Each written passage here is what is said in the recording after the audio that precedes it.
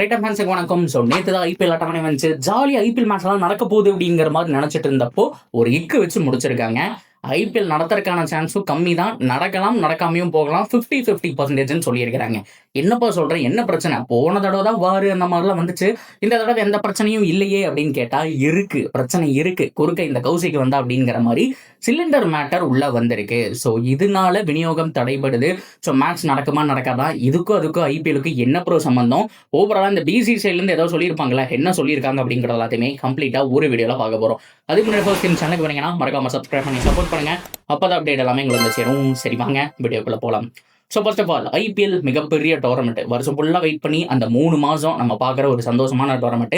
Summer holidays குழந்தைகள் கூட spend பண்ணுவாங்க. ஸோ ஸ்கூல் பசங்கள்லாம் பார்த்தோம் அப்படின்னா, காலேஜ் பசங்க இவங்க எல்லாருக்குமே வந்துட்டு அந்த டைம் எல்லாம் முடிஞ்சதுக்கப்புறம் ஜாலியாக விளாண்டுட்டு ஈவினிங் டைமில் மேட்ச் பார்க்குறது அப்படிங்கிறது வேற லெவலில் ஒரு சுகம். ஸோ கிரிக்கெட் அடிக்ட் ஆனவங்களுக்கு இதை விட பெஸ்ட் ட்ரீட் எதுவுமே இருக்க முடியாது. ஸோ அது மட்டும் இல்லாமல் நீங்கள் ஐசிசியில் நடத்தக்கூடிய ஏகப்பட்ட tournament, T20 world cup champions அப்படின்னு சொல்லிட்டு எவ்வளவு இருந்தாலுமே அதிலெல்லாம் கொடுக்குற வின்னிங் ப்ரைஸ் அமௌண்ட்டை விட ஐபிஎலுக்கு இருக்கிற கிரேஸ் அந்த அமௌண்ட்டு எட்ட கூட முடியாத ஒரு நிலையில் இருக்குன்னு சொல்லி ஆகணும். அப்படி போட்டப்பட்ட டோர்னமெண்ட் நடக்கிறதுனால நிறைய பேருக்கு ப்ராஃபிட்டும் போய் சேருது அப்படிங்கிறத வந்துட்டு நம்ம இந்த இடத்துல தெரிஞ்சுக்கலாம். ஸோ இதுக்கும் இப்போ நடந்துட்டு இருக்க இந்த கேஸ் ப்ராப்ளத்துக்கும் ஏதாவது ஒரு தொடர்புக்கான்னு கேட்டால் எஸ், பிசிசி சொல்லியிருக்காங்க, அந்த விஷயத்துக்கு வரலாம். பட் என்ன பிரச்சனை ஆகும் அப்படின்னா, இப்போ நம்ம ஸ்டேடியம் போகிறோம், அங்கே வந்துட்டு ரெண்டு ஒரு சோர்ஸ் மூலிமா வருமானம் அப்படிங்கிறது வந்துட்டு வந்து சேருது. ஒன்று டிக்கெட்ஸு, அதுதான் மேஜர் சோர்ஸு. அதுக்கப்புறம் ஃபுட்டு.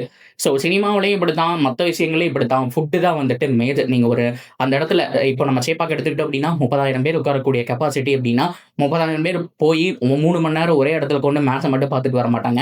அவங்களுக்கு பிடிச்ச ஃபுட் ஐட்டம் சாப்பிடுவாங்க. அட்லீஸ்ட் ஆசைக்காக சாப்பிடாட்டியும் பசிக்காக சாப்பிடுவாங்க. 30,000 பேரும் சென்னையிலேருந்து மட்டும் வர மாட்டாங்க. பூனேலேருந்து, மும்பையிலேருந்து, நிறைய இடத்துலேருந்து சிஎஸ்கே பார்க்கணும், தோனியா பார்க்கணும் அப்படிங்கிற மாதிரி வருவாங்க. ஸோ நாட் ஓன்லி சேப்பாக் இங்கே 30,000 தான். இதுவே அகமதாபாத்தில் இதை விட ட்ரிபிள் மடங்கு, அதாவது வந்துட்டு 1,00,000 பேர் உட்காரக்கூடிய கெப்பாசிட்டி. அங்கே அவ்வளோ மக்கள் கூடுறாங்க. இவங்க எல்லாருக்குமே ஃபுட் அப்படிங்கிறது தான் மேஜர் சோர்ஸ் இல்லையா? ஸோ ஃபுட்டு கொடுக்கணும். ஸ்டேடியம்லேயே சமைக்கிறாங்க. ஸோ அதெல்லாமே நடக்குது. இதெல்லாம் ஒரு பக்கம் இருக்காங்க. அண்ட் வர வழியில் நிறைய பேர் சாப்பிட்டு வருவாங்க. ஸோ காலையில் ட்ரெயினை விட்டு வந்த உடனே அங்கே ஃபுட்டு கிடைக்கணும், ஹோட்டலில் கிடைக்கணும், ஹோட்டலில் போய் சாப்பிட்லான்னு பார்க்கணும்.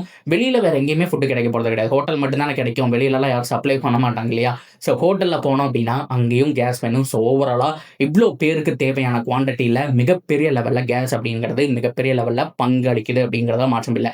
ஸோ நீங்கள் வெடிப்பொருட்கள் யூஸ் பண்ணக்கூடாதுன்னா இந்த ஃபயர் ஒர்க்கெல்லாம் நம்ம தடுத்துடலாம். இல்லை தண்ணி யூஸ் பண்ணக்கூடாதுன்னா இந்த கிரவுண்டு இதெல்லாம் கூட ஓரளவுக்கு நீட்டாக மேனேஜ் பண்ணிக்கலாம். புகை வரக்கூடாதுன்னா மேனேஜ் பண்ணிக்கலாம். லைட்டு வரக்கூடாதுன்னா அது கூட ஏதாவது ஒன்று பண்ணுவாங்க அப்படிங்கிற மாதிரி வச்சுக்கலாம். இந்த மாதிரி பல விஷயங்களை மாற்றினாலுமே ஃபுட் அப்படிங்கிறத மாற்ற முடியாது. ஸோ இதனால தான் ஐபிஎலுக்கும் கேஸுக்கும் ஒரு பிரச்சனை இருக்குது அப்படிங்கிற மாதிரி நம்ம சொல்லலாம். சரி, இப்போ என்னாச்சு அப்படின்னா, பிசிசிஐடைய ஐபிஎல் சேர்மேன் என்ன சொல்லியிருக்காருன்னா, அருண் துமால் அவர் வந்துட்டு கன்ஃபார்ம் பண்ணியிருக்கிறாரு. எஸ், அப்கோர்ஸ் இந்த சிச்சுவேஷன் மோசமாக தான் இருக்குது. நாங்கள் மானிட்டரிங் பண்ணிட்டு இருக்கோம், க்ளோஸ் வாட்ச் பண்ணிட்டு இருக்கோம். இது கொஞ்சம் கஷ்டமான சுச்சுவேஷன் தான், முடிஞ்ச அளவுக்கு மீண்டு வரோங்கிற மாதிரி சொல்லியிருக்காரு. 50-50% தான். இன்னும் 2-3 வாரத்தில் இது நார்மல் ஆகலை அப்படின்னா இதெல்லாம் இன்னொரு 1 மாதத்துக்கு தள்ளி போட்டு தான் ஆகணும். அப்படி ஏதாவது சோர்ஸ், இன்னைக்கு தேதி வரைக்கும் சோர்ஸ் இல்லை, இன்னும் ஒரு 2 வாரத்துக்கு தேவையான எரிபொருட்கள் இருக்குங்கிற மாதிரி சொல்லியிருக்கிறாங்க.